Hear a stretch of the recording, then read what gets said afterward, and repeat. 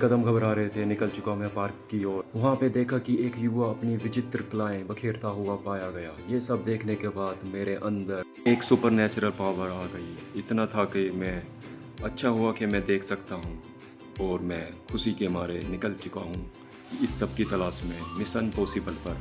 मेरा आगामी मिशन, एक झुमरी तलैया नामक झील मुझे अपनी ओर बुला रही थी। मेरे कदम उसकी ओर धीरे धीरे बढ़ते चले जा रहे थे। मुझे नहीं पता था कि मेरे साथ ये क्या हो रहा है। अब तो बस मुझे एक तलाश थी, एक यंत्र की, एक ऐसा यंत्र जो इन विसाजनियों को खात्मा करे, जो विचित्र कलाएं बखेरता हुआ पाया गया लड़के पर कब्जा कर चुकी थी।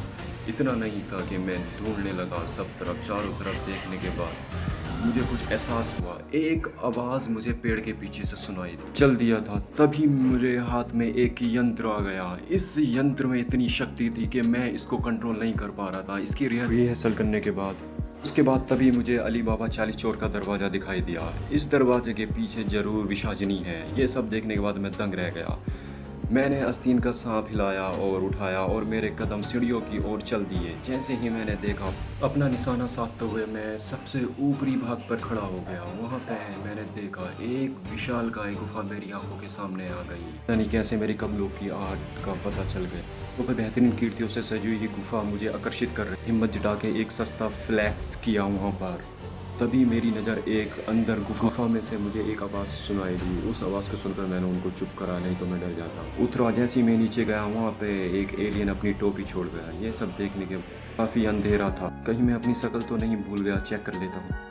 आखिर मैं पहुंच ही गया रहस्यमयी विसाजनियों के किले पर। मेरे लड़कों को बचाना मेरे लिए एक सौभाग्य की बात थी, और मैं पहुंच चुका हूँ। आखिर मिल गई मुझे गुप्त रास्ते की चाबी। इसी रास्ते से मुझे जाना होगा। तभी मुझे एहसास हुआ, एक काला साया मेरे पीछे चलने लगा। मुझे एहसास हुआ ही मैं ऊपरी बिंदु पर पहुंचा तो मैंने पाया चारों तरफ जंगल ही जंगल है। उस जंगल में जरूर कोई विसाजनी का मंगल होगा जो मैं उसको दफना दूंगा। यहाँ पे मैंने एक नौसिखिया बहरूपिये की एक्टिंग की ताकि किसी भी विसाजनी को शक ना हो जाए।